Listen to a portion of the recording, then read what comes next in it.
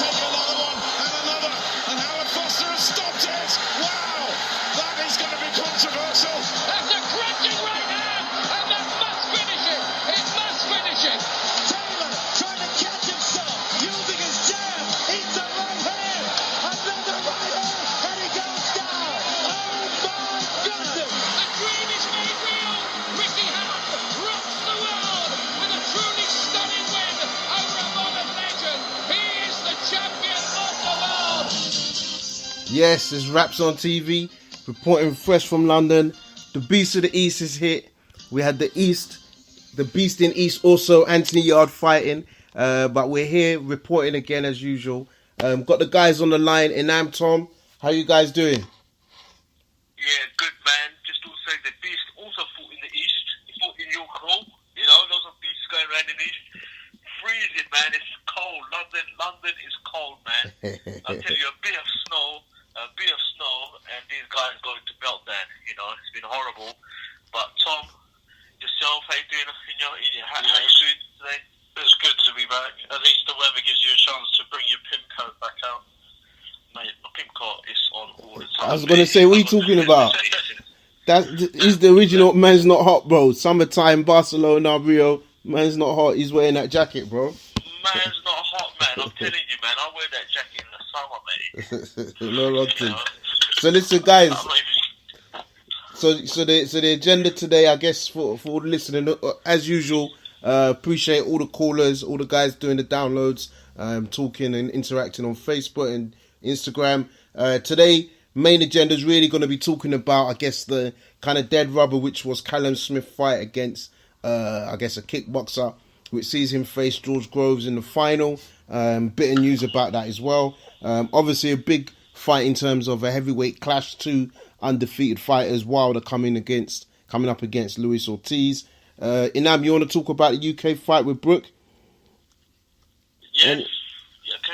You talk about it now? So no, do you want to talk? So yeah, obviously I'll kick on. I was trying. Obviously we're working remotely, so we can't do the smooth transition for the agenda as usual. But yeah, so we got Brook versus Rabchenko. That's also on the agenda. Kovalev and Bivol are headlining down at the Madison Square Gardens in New York. So not just the UK that seems to be having a clash of promoters. We see the US also doing that.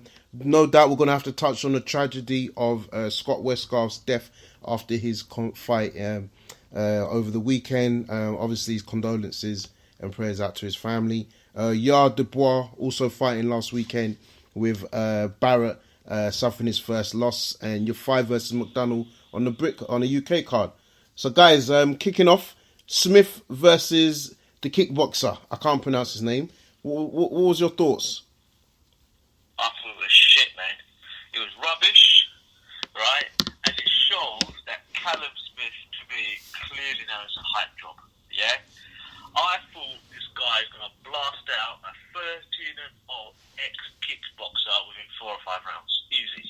That's what I thought.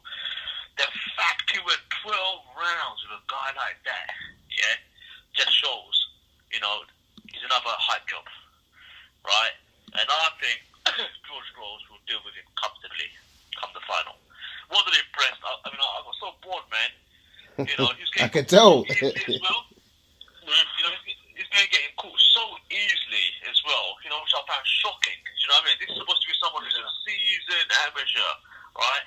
He's supposed to be bringing the dawn of the golden age of boxing back to Liverpool. The elite of the Smith brothers. You know what I'm trying to say? Yeah, no. He's had the easy ride, man. He's had the easy ride in his career. This was another clear example, yeah, where a kickboxer has been brought in as a replacement for they've got Braver, right? They could have chosen from so many other top contenders, but they're going, and this is how he performed. I was not impressed at all, mate, in a nutshell. Clearly, Tom? I think I wouldn't go as far to say as he's a hype job, but I do think I completely agree it's a very disappointing performance. And yeah, he was getting hit too easy. He was getting hit. The guy would come inside and he could tee off on him at times. Whereas Smith, you have the jab. He's clearly got the jab to keep him away from him the whole fight, but he couldn't use it effectively. And yeah, I think he showed a lot of weaknesses. I don't know if I'd make Groves. I still wouldn't make Groves a comfortable favourite. I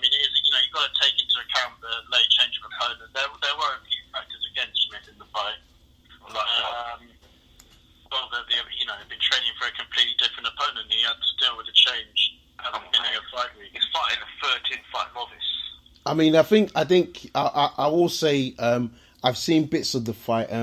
For me, it was, I don't want to say the same old Callum Smith, but I just think, we hear reputations of him looking very impressive and he could be the next star, the true potential champion. And I just think under the lights, we're not seeing that. It's not on display. And I think it's fair to say everybody expected a good performance against a guy who's really a novice. He's not somebody that's seasoned, somebody that doesn't deserve to really even be an opponent.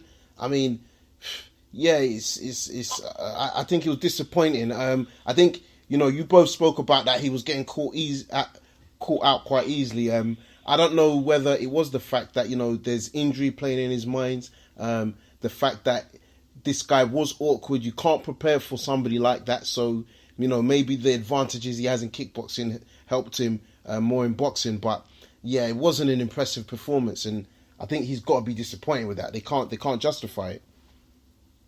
You should have got him out of there when you consider he had that streak of first round knockouts against British level, the top British level guys. So this guy, you would say he's the top German level.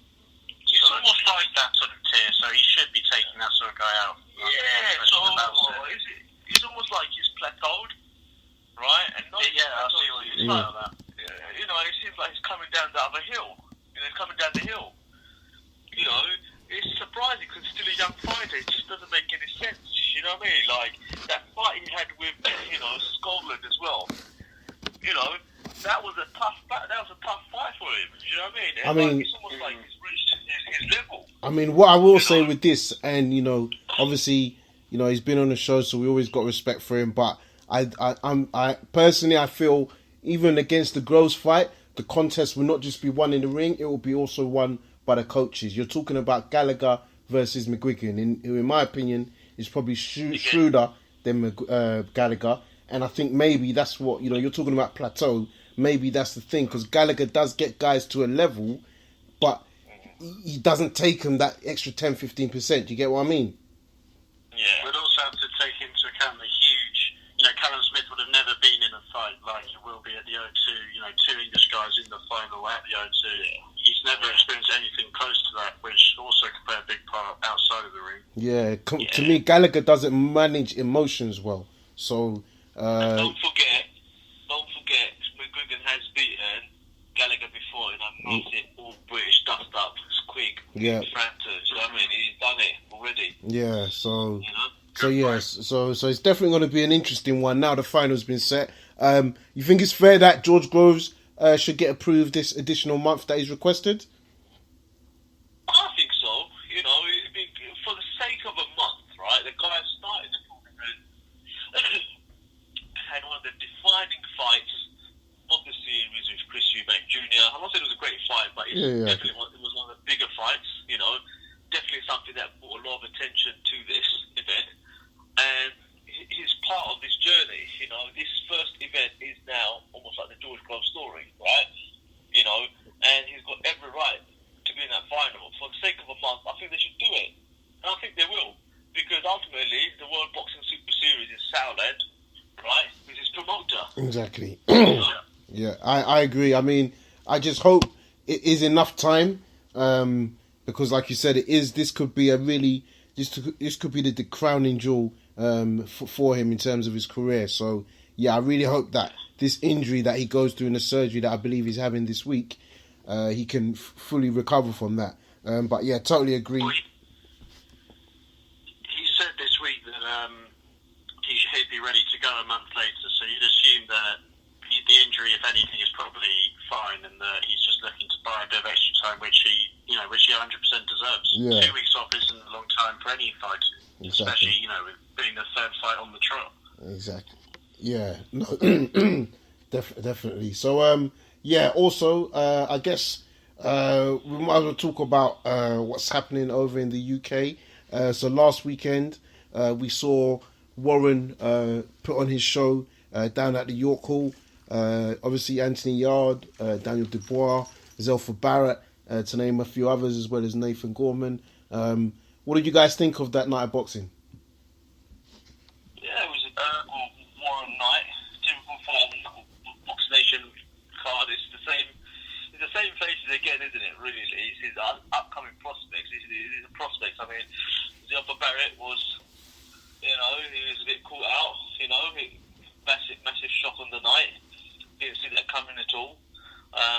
bar, customary fashion, blew the guy out in 3 rounds. Anthony Yard, you know, I'm sort of like losing my pig with Anthony Yard. You know, he's almost like the one-trick pony. And, like, I really can't see him competing at domestic level with likes of Buglioni and people like that now. You know, so I think it's just a matter of time before he gets found out. You know, Warren needs to put him in at that kind of level now. You know, he's had enough fights for him to be fighting at British level now.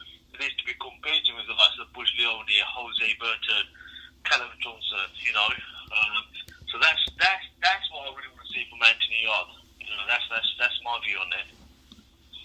Yeah, I'd agree with that. I think that the problem with Yard is that he gets hit very easily, which we've seen in the last 2 fights when he stepped up. You know, he stepped up, but not at a particularly high level.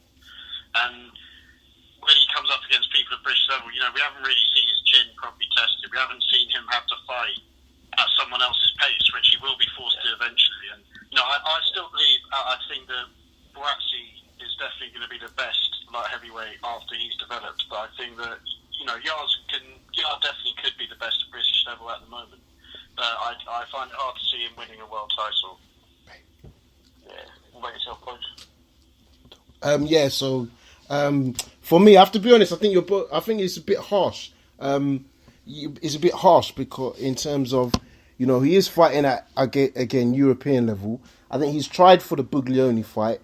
Definitely from a styles make fights perspective, Burton would be more than entertaining. I think ultimately his problem is he's tilling. Look at the fights that are happening on the weekend. Bivol, Barrera, arguably Ward, Kovalev. You know, you're looking at these guys, Badu, Jack, Stevenson. I think he's just in a crowded division that I don't know how he is going to be able to compete at. I mean, how old is Yard, do you think? How old is he? Young man. I think it's about 22, 26. Oh no, I think he's quite a bit older than that. Yeah, that's what I thought. And sorry, Tom, you even mentioned 26 or something. Yeah, and you even mentioned He's 26. you mentioned Boazzi, and again you kind of it's such a crowded division. Great fights for us fans. I think he done well in that fight against a guy who was tough, and he didn't flounder where he could have. You know, he didn't look tired. He wasn't offering a lot back, was he? Really? He was trying that. He was trying though, and he had to get rid of him. Not many opponents have got rid of him, so you know the guy was prepared to. He got knocked down and stood back up. So I think I didn't think it was a disappointing performance. I think, you know what, yeah, he's done what he needed to do, and it wasn't so bad. He can't knock everybody out early doors. I just think ultimately you're right. The division is just too crowded for him to really stake his name there. I mean, yeah, him. And the thing is that you can already see these sort of weaknesses at this level. I mean, that's a worrying sign, isn't it? And then he's already had a lot of fights without a significant step up. So the signs of worry are there because, you know, with these people who you can say, oh, we really think he's going to be a world champion, it's not so easy to pick out flaws. That's the thing, right? You know, at this level, if someone's going to become world champion, they dispatch people like this with consummate ease. I mean, it's not always that way. It's not always that way. It's not always that way. Majority of the times, though, man. And you're looking at. I think when you look at Olympic level fighters, I would say yeah, but guys that are kind of building their own careers as it goes on. So in terms of when I say that, I mean their experience. For me, I think he showed a lot. He hasn't got a massive amateur career, so to go up against a guy that he faced, you check his record. I think he done well to get him out of there, and he never looked in trouble. He just had to stay composed. So yeah, I think there is a bit of hype around him, but I think it wasn't a bad performance, to be honest. I think now he needs to get the Buglioni fight, in my opinion. That has to happen. You know, it's not either Buglioni or Callum Johnson or Jose Burton next. You know, he has to, in my opinion. You know, if he does someone else that's not that level, you know, how long can Warren stretch that out for? I mean, the thing is, so they're saying with. I think you've got to ultimately look at it as well from a bigger picture. It's like they're offering Buglioni the fight, so they're making offers for the fight. So they want it. I think also it's fair to say Buglioni is a champion at domestic level. So therefore, why fight him? Why fight Burton instead of Buglioni? I see the sense in that. So it's not like he's ducking anybody. I just think, I think Buglioni is the fight. He did duck Jose Burton. Yeah, he did Yeah. duck Jose Burton, though. But- Because they got... Yeah, but why would you? fight in the Eliminator. But you got to ask yourself, why would you fight Burton when you've got a belt or your ranking is higher than Burton's, and you want to fight the guy that beat Burton? You got to understand that logic. It's a stylistic nightmare. And I agree. The thing is, you can't just use that argument, right? You have to. He's been mandated to fight Burton. The winner goes to fight Buglioni. It's like that thing, innit? To get in line. That's the process. Follow the process. But if he fought Burton and beat him, but Buglioni has to fight him. But he doesn't have to. Why would he? But exactly, why would? Come on, look at you. It's this. You talking about the business moves, the strategy. It's not one rule. There's not one rule for. No, there's not one rule forever. There's not. It wasn't defined. It was a mandate. But if you're making, he doesn't. He wasn't obligated to fight to take that fight. All right, coach. Listen. He wasn't obligated to take that fight. Okay. All right, bro. Listen. Since he was supposed to fight Buglioni, since then he's fought at least twice. Right now, if instead of fighting those two guys, he fought Burton and beat him, he'd be fine. He would have fought Buglioni. So what you're saying is Buglioni should fight Craig Richards, bring up somebody from a division below, and not fight a competitive fight against the guy in his divisions, and that was ranked. Come on. I'm not saying that either. Come on. He didn't fight Burton. What I'm saying is Buglioni didn't fight Burton. Yard doesn't want to fight Burton. We all know why. So we need to see Buglioni fight Yard, and there's a more logical reason for that. 100%, I agree. Look, Yeah. it's fantastic. But that's not to say, and I think Yard did. Look, if you're gonna fight the other two guys that you fought, why would you not fight Burton? I said he ducked Burton, but I said he's not ducking Buglioni. But Buglioni is is more prestigious. No, come on, man. Nobody said he's ducking Buglioni. That's obvious. He wants to Yeah, fight. exactly. And it's obvious that he ducked Burton. But you have to remember, what's the more prestigious fight? Buglioni. Yeah, I get that. But again, look, man. People say a lot of stuff, right? I mean, what do we know? How do we know what he's offered to fight Buglioni?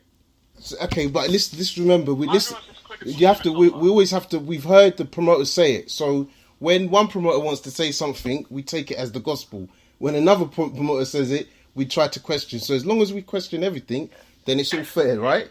So anyway, moving on because there was other guys. Dubois. Yeah, Dubois also fighting on that card. What did you guys think? Well, you know what he's supposed to do, isn't it? 3-round blast out. I think it was a bit tricky, maybe 1 or 2 rounds, but then he just done what he had to do in a nutshell. Yeah. That's how I'll summarise it. He's in a very early stage of his career, man. I don't think you can gauge too much from this. I mean, a lot of people are questioning the fight, but in terms of his performance. But I agree. I think for me, he did what he needed to do. There's no doubt the previous date was pushed. This date was pushed back originally because of the fact he was suffering from the flu, and the performance was half jaded. But I think it was a learning process. It wasn't necessarily a weak opponent in terms of someone to prop up his resume. So yeah, I thought he done what he needed. Tom? I think that to be honest, I think you'll find this harsh, but I think you could say a lot of the criticisms about Yard could be applied to Dubois in this fight, but obviously Dubois is miles younger, has had much less fights as a pro, so he's got the time to develop. But I felt that D.L. Jones, with all respect to him, is he's nowhere near the level that Daniel Dubois is at, or is going to be at. And when he came inside, Dubois didn't really, he wasn't used to him coming inside. He couldn't really get his shots off on the inside. He was getting caught up and held quite comfortably. And D.L. Jones managed to drag that fight out a lot longer than it should have gone on. And if Dubois comes up against someone with the sort of strength on the inside, but who could work there, that could be a problem for him. But obviously, I'm sure that in in the period between now and when that time comes, he will develop, and he's very young. Yeah. And I think that's the He's difference what, 19 between or him 20, and right? Yeah, he's 20. You know, he barely had any senior level amateur fights, so he's got a lot of time to improve, and he definitely will, because he's still at that age where, you know, he really is learning with every fight. So, And the thing is, he's still got he's got to develop his man strength. You got to remember, he's Yeah. still 20 years old, right? Next 2-3 years, he's going to be getting a lot stronger. yeah. You know? I think for me, I think it's hard. I think that from a technical point of view, we saw a couple of weaknesses that we haven't ever got to see before, because he's just been blasting everyone out up until this fight. Yeah. I mean, I think he showed good strength in there. I think, you know, again, he's one of these guys. He doesn't have a long amateur career, so he is learning as he goes on. I think, it wasn't. I think it's not what we came to expect. But I think, to be critical of that performance is harsh. But he's definitely not ready for the big guys. Got to analyze it. You know. And then obviously all the talks about him against Nathan Gorman down the line, who was also fighting on the bill. Did you guys see him? Yeah, I saw Nathan Gorman's fight. I mean, it's what you would expect from him. His fast hands, showed good feet. But to me, he's not somebody that I think is going to be elite level. If I'm being honest. Yeah. I mean, if Nathan Gorman lost all his excess weight, right? I mean, will he be a true heavyweight, do you think? That's a valid point. He's carrying a lot of fat. You see what I'm trying to say? Like, I was just wondering if he was a bit fit. Would he be? But he was weighing like 18 stone or something, didn't he, in the fight? Which is huge for someone who's 6 foot. Yeah, that's what I'm saying. But he's got a lot of fat on him as well, though, right? I think that him against Dubois is a good fight down the line. I think that what I didn't realise is they sparred hundreds of rounds with each other. Yeah. So I mean, you can see they're building that. Quite confident, don't they, about taking the fight? Yeah, I think you can see Yeah, they're building. They're confident, and that's what they're building to. Gorman's came out recently and spoke about, you know, not being able to, and not really getting on with Dubois. They roomed together, talking about his quiet approach and, you know, not being the same type of mindset or personalities. But I don't think they'll do anything. It's a bit like Fury versus Joshua, isn't it? In some aspects, you got Nathan Gorman, who's not really a power punching heavyweight. He's got fast hands and fast feet and relies on technical ability, right? And the other side, you got Daniel Dubois, who's literally blasting people out. So it's almost like, I don't know, Fury versus Joshua. I mean, I'll tell you what, I remember seeing Nathan Gorman fight Akinlade, and I'll be honest with you, he won the fight clearly, but he ended up he finished points. It was a points decision, so Yeah. I think that says a lot as well at that level. So Barrett, obviously, he suffered his first loss. Ronnie Clark, what did you guys make of that fight? Well, it saved the card, didn't it? It saved the card, to be honest, because they were all one-sided blasts, and that was expected to be a one-sided fight, wasn't it? Yeah. And it wasn't, it was a step up for Barrett, but it wasn't a huge step up. And you've got to say, he'd already had 20 fights or whatever before that fight, and Exactly. See why they didn't rush him, because he kind of got found out. I think so. At 20 fights now, right, you'd be reasonably experienced as a fighter. You see what I'm trying to say? We're complaining about Anthony Yard. Exactly. At a much higher level. Exactly. Barrett, people talking about he's going to, even during the commentary, saying, this is someone that's going to expect to go to world titles. But I think he's been found out. You're right. 20 fights in, if you're going to be world class, you would dispatch someone like that with ease, and that's not what's happened. So again, I think it's a question of I think that's his level, mate. Probably domestic level. Top weight. I don't think he's not world class in my opinion. Yeah. He was clearly shaken by the knockdown, because he was swinging wildly, wasn't he? In the second half of the fight, really, he was constantly loading up, which is his whole game is being a great boxer, and he sort of negated his style. Yeah, I mean, it was a very entertaining fight. But once he got rocked with a sweet uppercut, and if you notice, quite often throughout the fight, especially his gum shield came out of his mouth. For me, I think Clark just fought his best fight, and as what you would call a test for a prospect, you're supposed to pass it, and he really didn't. What can he come back? I think yes, but he's got a lot to learn. I think he's really got a lot to learn. But yeah, we're not talking world class, far from it. But I think he showed a lot of heart. You know, he did show, and he showed attributes where he can improve on. Look at the way he was at least trying to jab. Where he was having success later on is when he was obviously implementing the jab. Every time he just then lost focus, started swinging wildly, Clark was able to just counter with ease. And he put a lot of pressure on. But yeah, for me, I think, yeah, you're right. It's not going to go any further. So obviously, Brook Rabchenko, what are we thinking about that? I'm not too bothered about that fight, man. You know, it's basically going to be an easy kind of breaking into the 154-pound division fight for Brook. Clearly, they're not going to give him a tough fight and just try to make his name again. You know, it's going to be easy for him. Yeah, I'm not going to be touching to, man. I just see it to be like an easy fight for Kel Brook, to be honest. Yeah, so we know that they've sparred, don't we? We know they've sparred, so they're going to, you know, they're selling it as, he's come forward, he's rugged, but we know they've sparred. He's not going to pick him as the opponent if he wasn't confident there was someone who he was going to deal with. They're not, you know, you can never really be sure with Brook now coming off those two losses, so they're not going to take the risk. The thing about Kel Brook, right, and I've always felt this about this guy, he had to become world champion. He's had so many easy fights in his career, right? He's only had 2 tough fights.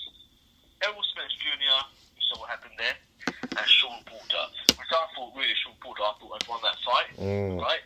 So, you know, for 154 pounds, I can't see Kel Brook, right, being a legitimate champion. When I say legitimate, like, you know, anyone can win the title, but it's like truly who is the champion of that division.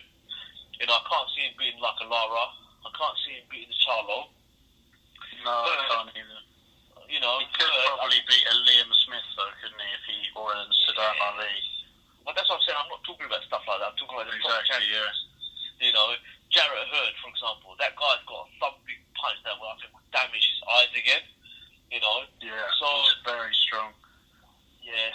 So I mean, the way I see it, Brook, I think Brook, what is going to angle is to just get that Khan fight, get a couple of fights. Yeah. Khan does his first 1 or 2 fights with Matchroom, and his third fight's probably going to be Kel Brook. They make tons of money and they both retire. I reckon that's what it is. That's the only way to go for Brook, but Khan's obviously got the options, doesn't he? It's all in Khan's hands, really, coming down to that fight. Everyone knows Brook doesn't really have, you know, he doesn't even have the desire to want to be a world champion again. You know, he's talking about having a year left in the sport, having a couple of fights left. Like, he clearly wants to have the big money fight and get out, but Yeah. Khan, I mean, you know, Khan can kind of get whatever he wants, really. At this stage, I would make Khan a favourite. Those two. If you know, Khan has got all the power, like you said. If he drags Brook down to 147 pounds, right, I think Khan will win that fight. yeah. What do you guys think? Have to judge it after the performances coming up, I guess, because it's both, you know, one's been out of the ring for 2 years, one's coming off 2 heavy losses that a lot of fighters can't come back from, so it's impossible to know what they're, you know, we say Kel Brook should win this fight easily, but if he lost, you would be like, well, all the signs are there that he could easily lose this one. You don't really know what he's going to be like, especially. I'll be honest, that's the only interesting thing I feel why I may watch this fight is just to see how Brook performs. I think he's coming off two losses, and I just want to see where his mind's at. You know, does he have the appetite, as you guys have mentioned before? I think even Khan, I think even that's a bit too far out of the picture for Brook. I wouldn't be surprised, if he really doesn't perform well, and we don't see much of him, because he needs to have a stunning performance on Saturday, as you said, to even really challenge for world level. What is he, a domestic level fighter? I don't think so. So yeah, unless he's trying to cream a bit of money and do a bit like, the Josh Warrington route and fill out football stadiums with fans. I don't know. I don't know. I'm just intrigued to see how he performs, how he looks. You know what? All his whole body language, his whole Yeah. the interviews he's giving, everything suggests like he just wants to lead the sport. I'm telling you. You know, Yeah, 100%. you know what I mean? And like being in this position, I think he's just in there thinking, "Oh man, I wish I could send a goddamn card fight and just make the money." I think he just wants one big money fight and go. Yeah, no, I agree with you. You know, and his only option is calm. Yeah, To make that money, his only option is calm. You know, and besides that, really, he's got no money. He's got really nothing left in the game. You know, there's no big money option for him. He hasn't got any pay-per-view fights. trust me. I mean, and I think that's telling about this whole event is that he's totally gone down from pay-per-view. So for me, I think it's an interesting card. You got Gamal 5 versus Gavin McDonnell. Leroy Thomas against Dave Allen as well. So yeah, those should be interesting bouts. But yeah, I think for me, it's not massive. So listen, guys, I'm going to open up the lines. Get some callers in here. I'm going to go straight out to Tom Lyons. Tom Lyons, how you doing, sir? It's Paul, not Tom. Ah, it's Paul. Sorry. How you doing, Paul? Sorry for. Yeah, I'm good. Are you? Is it all good, yeah? Yeah, we're good. We're good, sir. What's on your mind, mate? Just a bit about the weekend. I think people forget with Yardi that Frank Buglioni called him out. If Frank Buglioni never called him out, he doesn't really mention other fighters. He just gets on with what he's generally doing. But it's because Frank Buglioni posted about him in the first place that he's mentioned the Buglioni fight. So, and when you compare to each of them fighters, Burton, Buglioni, Yard, Count Johnson, the likes of them, look at who they fought in the 14th fight. Look at at least Yard had a winning record, and he's been in with some tough opponents. Yeah, that's a fair point. You look at Burton's opponent, he's had about 9 wins, about 70 losses, and a couple of draws. And I just think we're trying to, with his limited amateur background, I just think we're trying to judge him a bit too early. I think we need to. You look at when Ricky Hatton fought, the likes of Ricky Hatton and stuff fought for the British title. There were 20 odd fights into their career before they even got a British shot. Never mind anything else. So, I just think we need to give him a bit more time. But Buglioni did fight that Chidnov, didn't he? That can't have been. That was under 25, surely, when he fought. That was for the world title, wasn't it? So I think Buglioni. I completely agree about Burton, but I think Buglioni did have a few. He had a few more competitive fights than Yards had. And then I think with Dubois on the bill as well, I think he looked a bit exposed, to be honest. He just did not know what to do when DL Jones started tying him up and brought him in close. He just had no answer for it. He just let him hold and let the referee separate it. He wasn't trying to force it apart or anything like that. And I just think if he gets someone who's good on the inside or who can move around him, he's going to really struggle. Yeah, 100%. And what about the Callum Smith performance? I only watched highlights, to be honest, because I didn't have a massive interest in that. But it's the same. You're lucky. It's the same thing, isn't it? High guard, walk forward, try to land the body shots, and that is just Joe Gallagher fighters. Scott Quick does the same. Collar's a bit more dynamic. Paul Smith used to do the same. Liam Smith does the same. They just try to wear the opponents down and take it into the second half. But I just think George Groves, with the jab he's got, is going to be able to tee off on Callum Smith, to be honest. It's a tricky one, isn't it? I think George Groves is definitely the favourite now, isn't he? But Callum Smith's got the potential. There's no doubt about it. So maybe maybe he'll come through. Maybe he'll live up to the occasion when it matters most. There's always that. He's got that danger about him for sure. Paul, what do you think about Kel Brook and his comeback fight at 154 pounds? What's happened to the Brook fans, by the way? You know, after he won the world title, you had thousands upon thousands of new Brook fans, you know, claiming for the boxing. Where are they? I've been a Brook fans. It's a fickle sport. Matthew Hatton type days I've been a Brook fan, and the likes of when he's fighting the likes of Carson Jones, Matthew Hatton, and people like that, and I'll continue to be a fan of his until the end of this year when he said he's getting out of the game. Paul. Where are all the Demo Rigando fans? Yeah, that's for sure. Do you think he's got a serious career left in boxing? Well, that's why I want to see what he's like at 154, because with him jumping up to 116 and jumping straight back down to 147, and he openly admits himself he didn't live the life in between the fights. If he starts to try and keep the weight down between the fights, as a couple at 154, you might be able to make 147. What do you mean? Was he like, had a bit of a party lifestyle, or what do you mean he didn't live the life? He admits that he ate shit. He just eats shit between fights, and he balloons up in weight. He eats the shit. Yeah. Well, yeah, that's like Happy Gilmore, isn't it? That's the Happy Gilmore joke. Yeah. Paul. So you'd like to see how he's at 154 pounds. Does he have any desire in the sport, do you think, Paul? Do you know what I think sparked his interest in the sport again? Seeing Billy Joe perform. I think when he seen what Ingles done with Billy Joe and the way he performed in Canada, because they all went over there with him, I think that's given him, reinvigorated him a bit, and that's why I want to see what he's like at 154, because he could have that hunger back, and we'll only be able to tell after Saturday, won't we, whether he's going to be any good or not.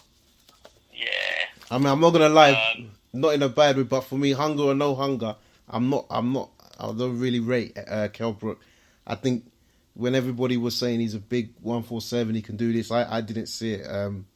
So yeah, but quickly before. Oh no, come on! He beat Sean Porter, and he did well in the first half. I mean, for me, that wasn't convincing.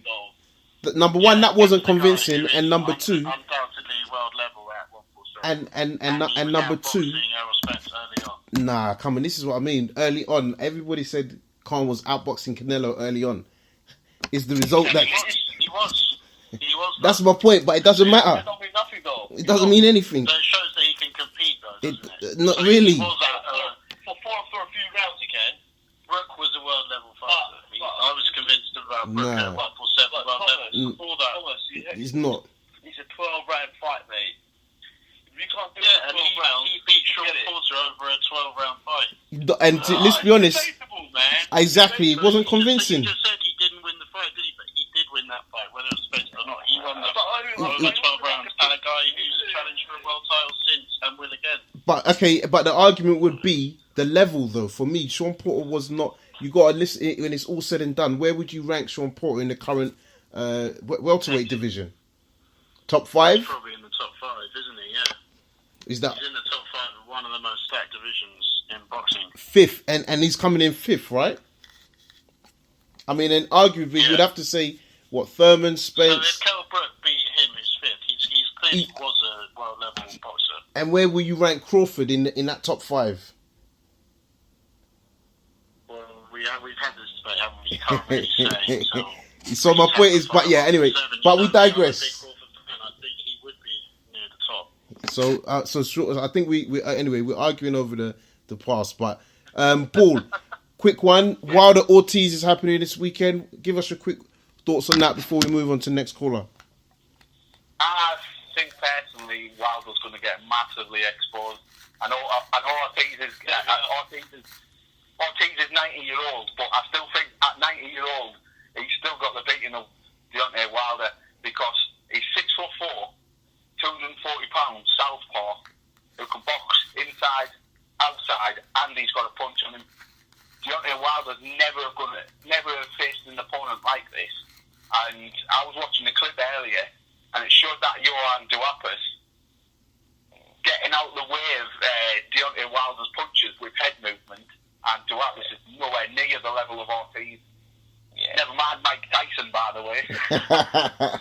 That's exactly my view, Paul. I just feel that Ortiz's technical ability will mean that, one, right, Wilder isn't going to be able to catch him, right? Number two, as he swings, right, wildly, he's going to leave himself so exposed to someone as good as Ortiz that I reckon Ortiz will take him out. I'm going with the Ortiz knockout. Yeah. Really? I'm going with the Ortiz knockout, yeah. I think that Ortiz looked very static in his last few fights. He is great technically. I think that Wilder's longer, he's more athletic. He's going to be quicker, maybe not, he's not technically quicker, but he will be the quicker, more agile fighter, and I think that Wilder will win by knockout quite comfortably. So listen, Paul, thank you. Appreciate you calling in and support as always. Or should I say Tom? No problem. Thanks, Tom. Take it easy, mate. See you later, bro. Cheers. Going out to 348. 348. Hello? Hey there, lads. It's Paul. Hey, it's Paul. Hey, is that the real Tom? Mate? Yes, Paul. Yeah, how you doing, boys? You alright? We're doing well. With the real Tom, please stand up. Tom Lyons. Yeah, I'm joking. I'm only joking, mate. Yeah, it's Tom. It's all banter, man. How you doing? What's on your mind? Yeah, just want to say I can't wait to see Wilder pepper that drug cheat on the weekend inside 3 rounds. Hopefully, gets a good performance in and demonstrates why you don't need performance-enhancing drugs to better yourself. Because real talk, like with the whole situation on the weekend with the young lads passing away in the boxing ring, it just kind of puts into perspective that this drug situation is getting out of hand now. It's like you're seeing people die in the boxing ring. Accidents happen in boxing, and like just some of the stuff you've seen the last few days, like even with that Muppet Tyron Booth. I hope he's listening to this because actually, a bit of respect wouldn't go unheard because this sort of stuff like it reaches out to people and they get very passionate about it. It's a contentious topic and coming out of the comments like I'm gonna have a fight on the weekend and be drinking cider the whole camp. Not prepared. He's lost his license. His license has been revoked by the BBOBB, British Boxing Board of Control. They're taking it off him. And it's long time coming. Exactly. He's an utter dickhead, man. That guy is a dickhead. But it's not even funny because he's making comments like that, and there's people like Nick Blackburn, the pod, Scott Westcott. I mean, the fact he even references McLennan in that tweet that you guys sent is unbelievable. I mean, it's disgusting. It's absolutely disgusting. No, I don't usually come on here and rant about those sort of things, but I think it's something that needs to be brought up because what's it going to take? Because this, unfortunately, in boxing, it's not going to be the last time that, well, God forbid, but it's not going to be the last time someone gets badly hurt because it's just the way the sport's evolving. Yeah. Sometimes it just makes me think what goes through some of these idiots' minds now. Like, what do they think when they say this kind of stuff? I mean, are they just doing it for controversy? Even if he's just doing it purely to get likes and attention, it just shows how shallow this guy is. Well, I think that's the bottom line. I think no matter what they're doing, whatever their intentions are, I just think it just speaks volumes about the kind of person they are. Because you shouldn't need to do that for any reason. So I think I agree with your sentiments, Tom. So listen, on the fights last weekend, what was your take? Who impressed you the most or the least? In terms of the Frank Warren Box Nation card or the Smith Holskin? Let's go with the Frank Warren because I think let's go with the Frank Warren. Yeah, I mean, I put an article out there about Ronnie Clark and whether he'd be able to, get to Zelfa Barrett, and he did exactly what he said before the fight. He pressed the fight, was on Zelfa's chest for the duration of the fight, and after the knockdown, even though it wasn't damaging to that extent where you think, if he got up, he'd be all over the place. He got himself together, but I think just credit to Ronnie Clark really for someone who was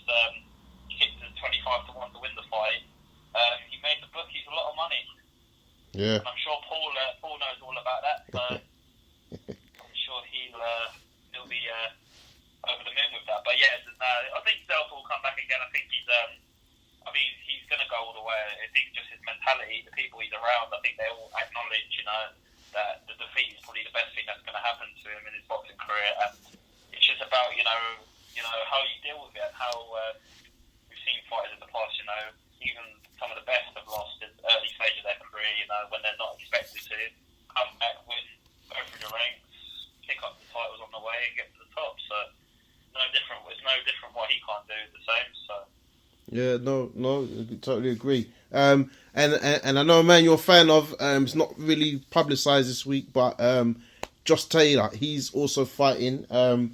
Will you be watching that fight? Yeah, I'll be watching that fight. There's quite a lot of fights this weekend. I'm not so keen on the Brook Rabchenko main event, but I will be watching the Gamali fight, Gavin McDonald fight, and obviously the Taylor fight, and obviously Wilder, Ortiz. Who else is fighting this weekend? You got Kovalev versus Ikmetalian and Bivar versus Barrera. Bivar with Barrera, right? Yeah.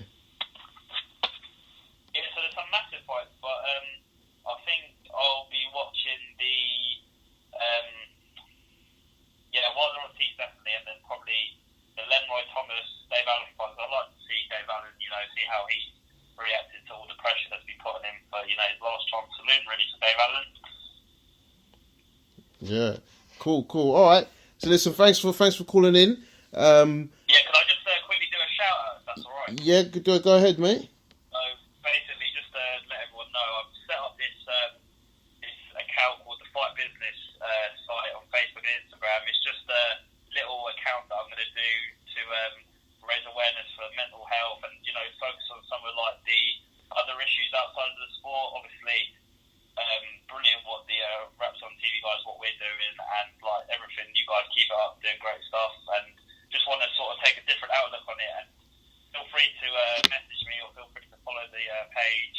The Fight Business site is basically just taken from the name I've got for my personal blog WordPress account, and basically just the title sort of resembling fighting barriers within women in sport, inequality in sport, and just raising awareness for other issues such as mental and physical disparities. So no problem, mate. No problem. Appreciate it. And appreciate all the work as well.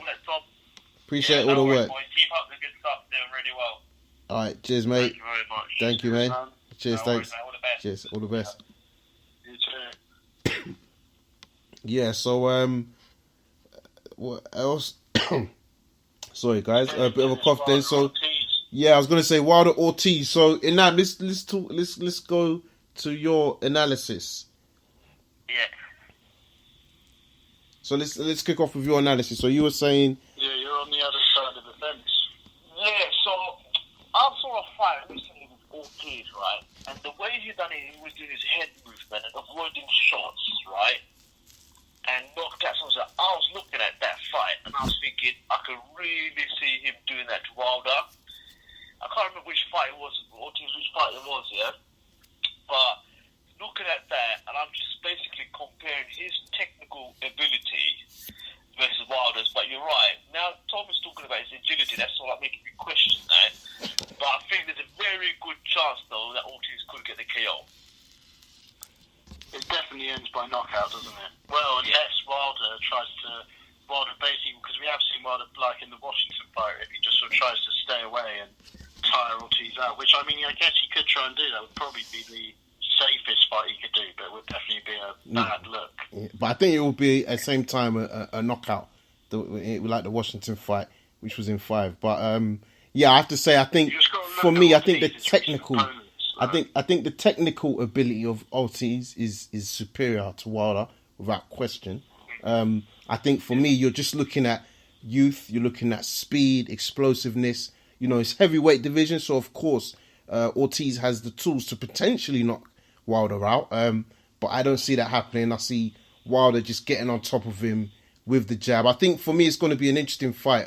I think the people that are supporting Ortiz, one thing, will they look at Wilder and give him credit for this fight? Where I want to see Wilder sort of maybe impress the audiences is how he defends against the southpaw. I think that's really Ortiz's key to defeat Wilder. That's the other thing as well. So that's the other thing. It's not just technical ability, right? Is how does Wilder deal with the southpaw heavyweight? But we're going to see. I've always questioned Wilder's technical ability, right? And how is he going to deal with this? That's the biggest challenge I think Wilder's going to face. Yeah. So I mean, I think. In fact, they find a southpaw fighter. I think and I agree with you, and that's why I said it. So, but I think it's whether he beats him, because I believe he beats him, and I wouldn't even be surprised if he does it inside 4 rounds. And if he does, will he get the credit? Will it then be it's an old Ortiz that hasn't done much? Yeah. Or will it be The key. sorry. Sorry. No, go ahead. I think the key thing. Tough one, man. I think it's a very tough one. You know, I think as well though, like, you know, we just don't know what Ortiz has done for his career that we've seen him. Has he been doing performance enhancing drugs? Just what I'm trying to say. Now you've got to question what Ortiz has done in the past. Yeah, just what I'm trying to say. If he's been caught with performance enhancing drugs, what's to say he's not used it in the past, right? And I think it's his age, right? I think it's his age. You know? So are you saying he's winning or losing? I'm confused now. No, I'm just saying. Hold on. Like, you know, I'm just putting all the variables out there. There's multiple variables, isn't there? I mean, I can't just, you know, Wilder can easily win this. Ortiz can also win this. Yeah. I'm also saying there's a factor here. Look, when I'm analysing these things, these are the kind of things I have to think about, right? So, I mean, nobody's questioning the analysis. I'm just saying. I'm just asking. Like, you sound more like you're now saying actually you're not picking Ortiz, because I think you were quite clear with how you were picking him. No. I'm not saying that. I'm not saying that at all. Okay. I'm not saying that at all. I'm just saying. One thing you also got to bear in mind is that what about his previous performances? Do we also take into account that they might have been performance? You know, he might have used performance enhancing drugs for those performances. You know what I'm trying to say? You know. Yeah, I think. But the point is, for me, it doesn't matter. It's quite hard. It's quite hard. I mean, for me personally, it's quite hard. You know, you've got his technical ability on one side. You know what? Like, to be honest, I think with his age, I think the only reason he's probably used performance enhancing drugs is probably because of his age. Yeah. You know, because at his age, I can see him struggling to make the 12-round fight.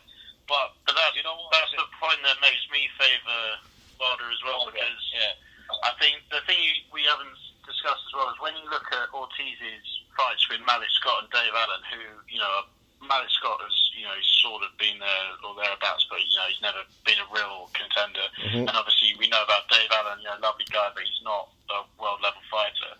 And Ortiz, you know, he was plodding round after that. You know, he wasn't cutting off the ring, especially in that Malik Scott fight. I mean, that was such a dire fight. It was just, you know, Scott was just dancing around the outside. You know, if Ortiz is... But this is going to be very different, though. Dave Allen and I know, but I don't think he just showed... he didn't have the same instinct as a young fighter would have. We don't know about his we've had all that problems. There's no question about that. It's not, because clearly he's an old guy. But the other thing you've got to bear in mind is he's really not going to be chasing Wilder around the ring, is he? At some point, that's what I mean, because we saw Wilder do that in that Washington fight. Like, Wilder could just try and snipe him from long range. I think that's probably what he will try and do. So, I mean, there's so many variables to this, you know, like, if you're smart enough, you know, Wilder starts chasing around, maybe you should chase him to get tired, so I can't say. And his game plan for me would be to wait for Wilder to come in, you know, start swinging, make him miss, leave himself exposed, bang, you know, that's what I think Ortiz's game plan has to be. It has to be that, isn't it? You know, what else could it possibly be, you know? I mean, I think definitely the most exciting sight of the weekend, I'd say. Oh, I think 100%. I think definitely in terms of the game plan of Ortiz, that's what I'm looking forward to seeing. But I think for me, the power, how he keeps Wilder off him, will be very interesting. But going to be a good fight. Quickly, let's touch on this light heavyweight clash that's happening down in the Madison Square. Bivol versus Barrera, to me, is probably the more entertaining fight if you're looking at the resumes and the stars of both fighters. What's your thoughts on that one? Sorry, say that again. The line just saw like went a bit. Okay, I'm saying Bivol versus Barrera. What's your thoughts on that fight? It's a tough fight, man. Barrera is a very, very skilled fighter, you know. And Bivol's just a heavy-handed guy, you know, strong technical ability. I think Bivol will take it. And I think he'll probably win on points. I think I'm favouring. I think Bivol will win it.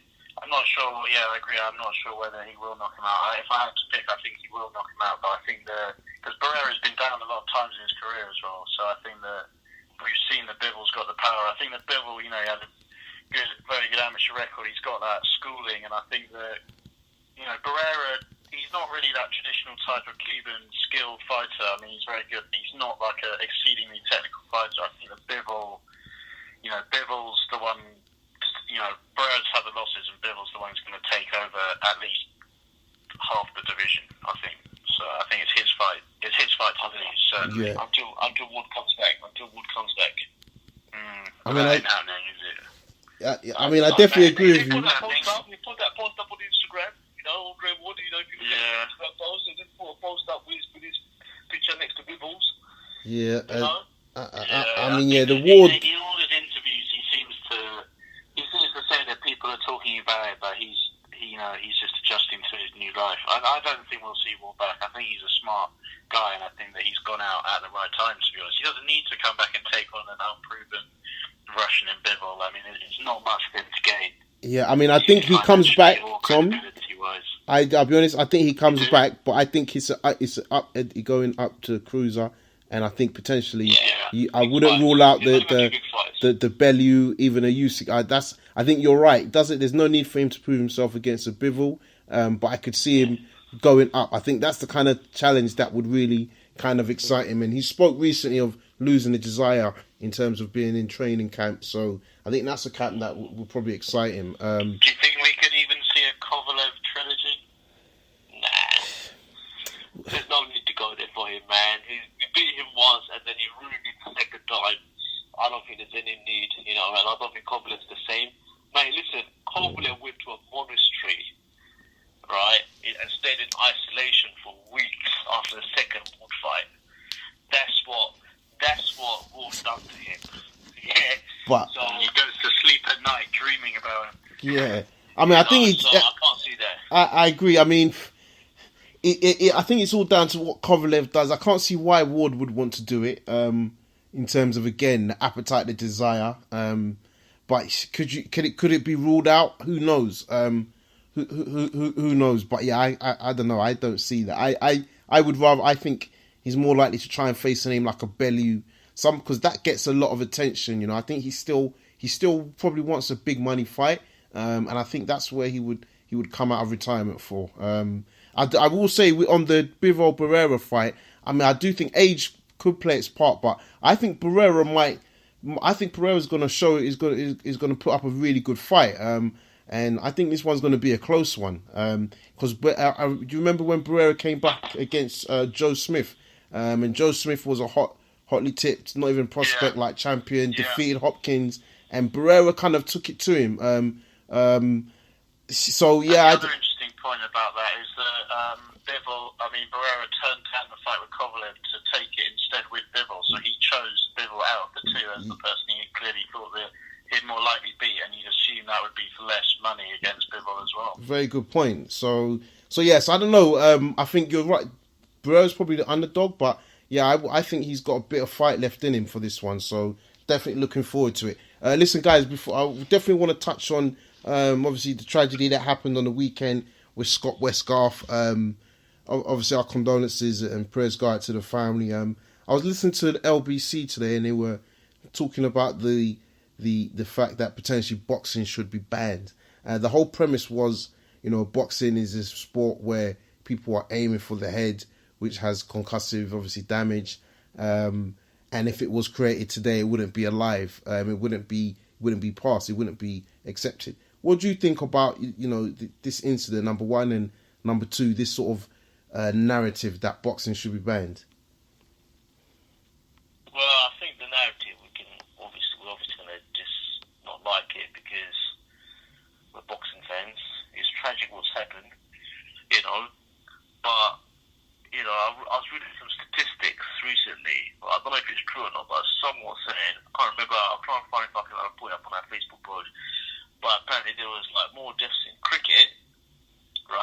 You know, then and motorsports and stuff like that, then compared to boxing. But no one's talking about those sports.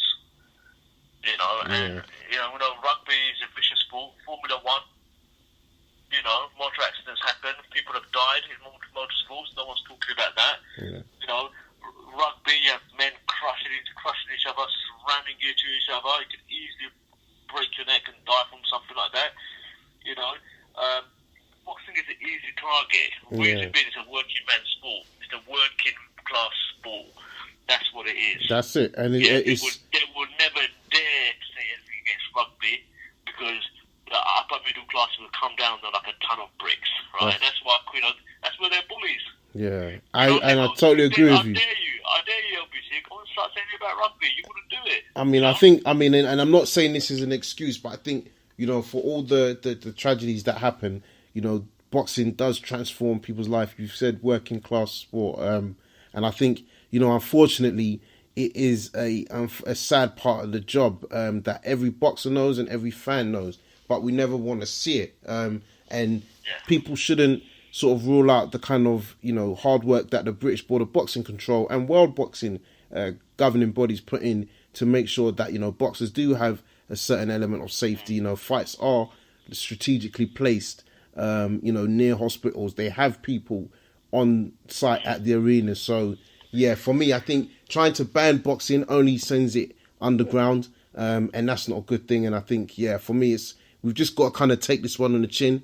You know, excuse the pun, but, you know, we're boxing fans, and yeah, it's a sad tragedy, and our thoughts go to his family. But I think talk of banning it is too much. And, you know, I don't know if you guys watched any of the Winter Olympics, but there was a lot of sports in that competition where I was thinking, to practice for this sport, the amount of injuries you must get must be crazy. You know, the snowboarding and all this madness. So yeah. I think you've just got to, you know, it's natural for people to say to ban the sport, because when something like this happens to someone who's not involved in the sport, and whatever sport, you know, if it's not boxing and it is another sport, it's natural for people who aren't a fan of it or don't follow it to then be like, well, this shouldn't be happening if that is capable of happening. So, you know, obviously I'm a boxing fan, but I can see why people say that, because any time where that is possible to happen, people are naturally going to be like, well, you know, there shouldn't be that possibility.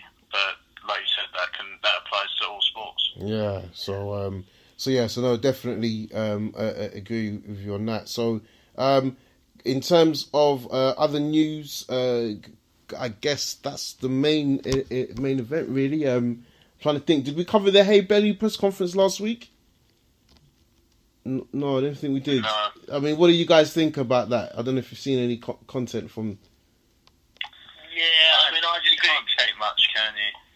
I mean, Bellew really pisses me off sometimes, man. You know, where he's making out this, you know, this guy that's out of his luck and financially David Hayes screwed him over.